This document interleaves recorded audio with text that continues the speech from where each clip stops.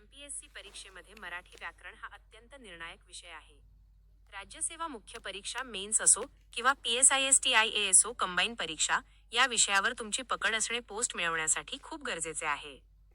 खाली मराठी व्याकरणाचे मुख्य घटक आणि अभ्यासाचे नियोजन दिले आहे. 1. व्याकरणातील महत्त्वाचे घटक. की टॉपिक्स. मराठी व्याकरणाचा अभ्यास करताना खालील घटकांवर विशेष लक्ष द्या. वर्णविचार, स्वर, स्वरादी, व्यंजने आणि वर्णांचे उच्चारस्थान. संधी, स्वरसंधी, व्यंजनसंधी आणि विसर्गसंधी. शब्दांच्या जाती, नाम, सर्वनाम, विशेषण, क्रियापद यांचे प्रकार आणि विकार. प्रयोग, कर्तरी, कर्मणी आणि भावे प्रयोग, एमपीएससीचा आवडता विषय. समास, अव्ययी भाव, तत्पुरुष, द्वंद्व आणि बहुव्रीही समास. काळ व अर्थ, वर्तमान, भूत आणि भविष्यकाळ, तसेच आज्ञार्थ, विध्यर्थ इत्यादी. वाक्य पृथक्करण व रूपांतर. उद्देश, विधेय आणि वाक्यांचे प्रकार. केवल, मिश्र, संयुक्त. अलंकार व वृत्त. यमक, अनुप्रास, उपमा, उत्प्रेक्षा इत्यादी. 2. शब्दसंग्रह. व्होकॅब्युलरी. केवळ व्याकरण करून चालत नाही, शब्दसंग्रहावरही प्रश्न विचारले जातात. समानार्थी व विरुद्धार्थी शब्द. शब्दसमूहाबद्दल एक शब्द. मनी आणि वाक्प्रचार यांचा अर्थ आणि वाक्यात उपयोग. तत्सम, तद्भव, देशी आणि परभाषीय शब्द. 3. अभ्यासासाठी संदर्भ पुस्तके. Recommended books. मराठी व्याकरणासाठी खालीलपैकी कोणतेही एक पुस्तक बायबल मानले जाते. 1. मो. रा. वाळंबे. मराठी शब्दरत्न व व्याकरण हे सर्वात प्रमाण मानले जाणारे पुस्तक आहे. 2. बाळासाहेब शिंदे. मराठी व्याकरण. सोप्या भाषेत आणि जास्तीत जास्त उदाहरणांसह स्पष्टीकरण दिले आहे. अभ्यासाच्या टिप्स. Study tips. संकल्पना समजून घ्या. व्याकरण पाठांतर करण्याचा विषय नाही. प्रयोग किंवा समास यांतील नियम समजून घेतल्यास उत्तर चुकणार नाही. निकालातील महत्त्व. राज्यसेवा मुख्य परीक्षेत मराठीचा एक पेपर वर्णनात्मक डिस्क्रिप्टिव्ह असतो आणि एक वस्तुनिष्ठ ऑब्जेक्टिव्ह. त्यामुळे शुद्ध लेखनाचे नियम पाळणे खूप महत्त्वाचे आहे. जुने प्रश्नसंच PYQ गेल्या 5 ते 10 वर्षांतील एमपीएससीचे प्रश्न सोडवा. यामुळे प्रश्नांचे स्वरूप आणि कठीण पातळी लक्षात येईल. शुद्ध लेखन.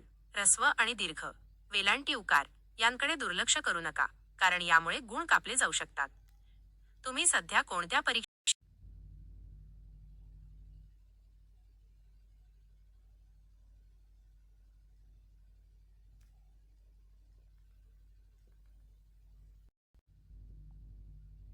मराठी व्याकरणाचा पाया म्हणजे वर्णविचार होय. भाषेच्या लहानात लहान घटकाला ज्याचे आपण अधिक तुकडे करू शकत नाही, त्याला वर्ण असे म्हणतात. महाराष्ट्र शासनाच्या नवीन निर्णयानुसार मराठी भाषेत आता एकूण 52 वर्ण मानले जातात. 1. वर्णांचे मुख्य प्रकार. Types of varnas. वर्णांचे वर्गीकरण प्रामुख्याने 3 भागांत केले जाते. स्वर, वावल्स ज्यांचा उच्चार स्वतंत्रपणे होतो. उदा. अ, आ, ई.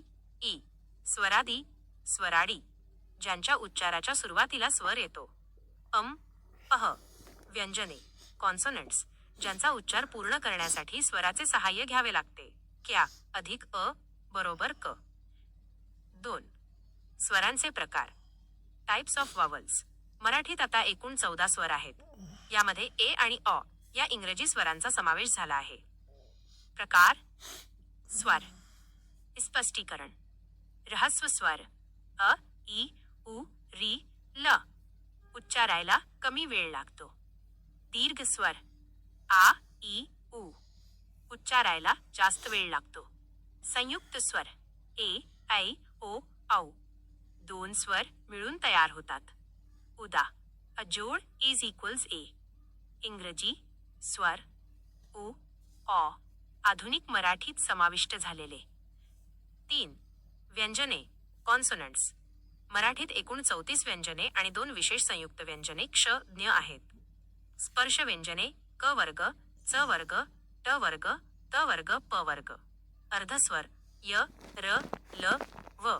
उष्मे, घर्षक श, श, स यांच्या उच्चारात घर्षण होऊन उष्णता निर्माण होते. महाप्राण ह आणि ज्या व्यंजनांमध्ये ह चा उच्चार मिसळलेला असतो. स्वतंत्र वर्ण ळ हा द्राविडी भाषेतून आलेला मानला जातो. 4. वर्णांची उच्चारस्थाने. Place of articulation. परीक्षेच्या दृष्टीने हा भाग अत्यंत महत्त्वाचा आहे.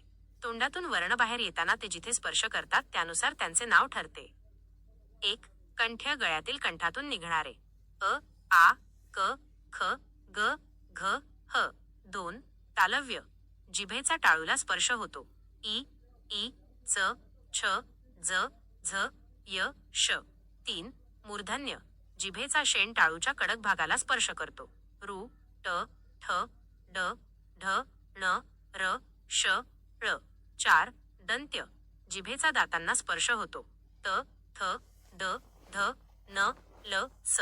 5. ओष्ठ्य. ओठांच्या सहाय्याने होणारे. उ, प, फ, ब, भ, म. MPSC साठी विशेष टीप. परीक्षेत बऱ्याचदा क्ष आणि ज्ञ यांबद्दल प्रश्न विचारला जातो.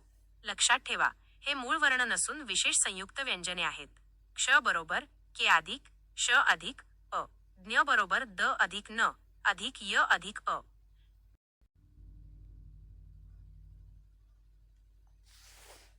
मराठी व्याकरणामध्ये संधी. संधी म्हणजे सांधणे किंवा जोडणे.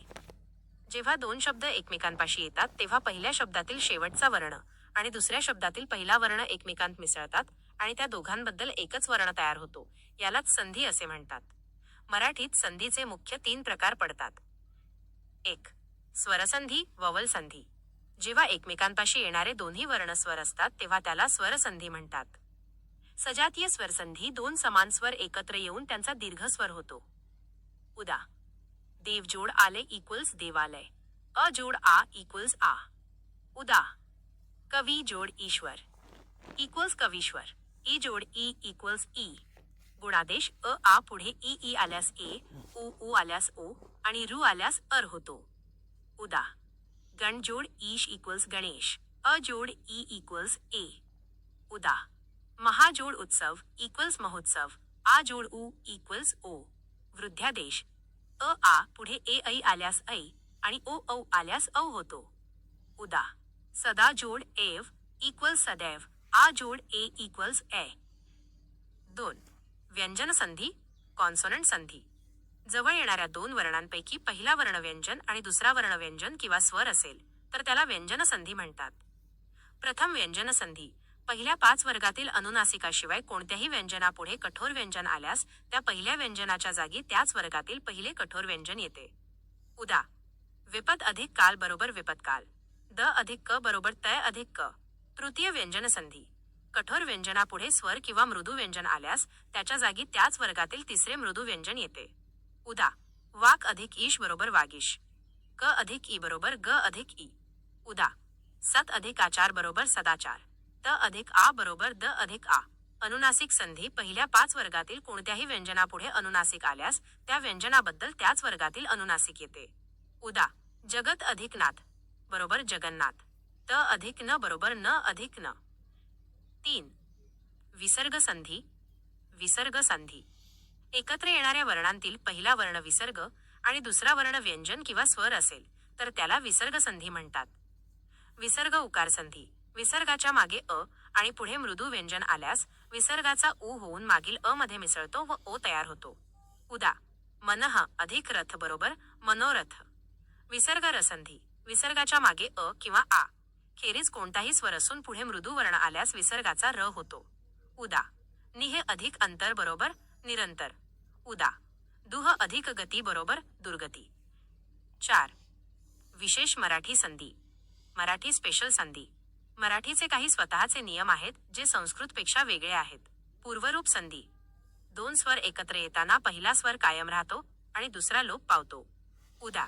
खिडकी अधिक अत बरोबर खिडकीत. ई अधिक अ बरोबर ई. पररूप संधी.